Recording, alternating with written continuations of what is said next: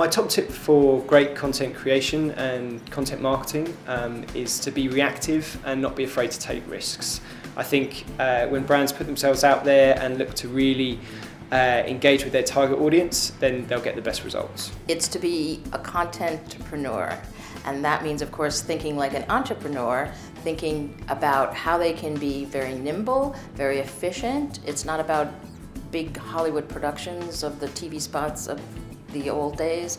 It's listening to your audience, definitely in tune with what are their tastes and what kind of valuable content they may embrace and then really want to share. So that's my advice, and it's hard to be nimble and it's hard to be that kind of startup mentality for some of the big brands, but we see more and more that they're able to do that. Find all the stories that are out there and go out and tell them.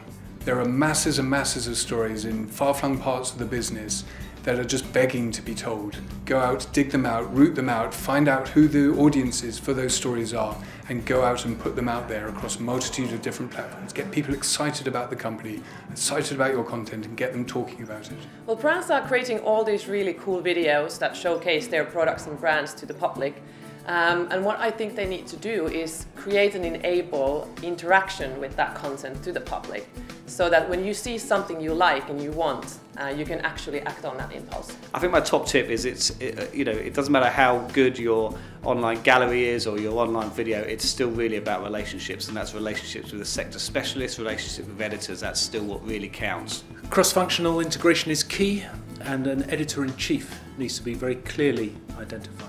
The key to content marketing is to have it be about a core value or aspiration that the brand stands for, and have there be an emotional hook or some interpersonal meaning that causes people to share it. Because ultimately the way content travels is people passing it, word of mouth online really now. So those would be my tips. I think my top tip would be don't be afraid to take risks. If you really want your content to stand out, it's going up against everything on the internet. That includes Charlie Bit My Finger, which has almost 500 million views as of today. So if you really want to do something different and stand out and get your message out, you're going to have to take a few risks.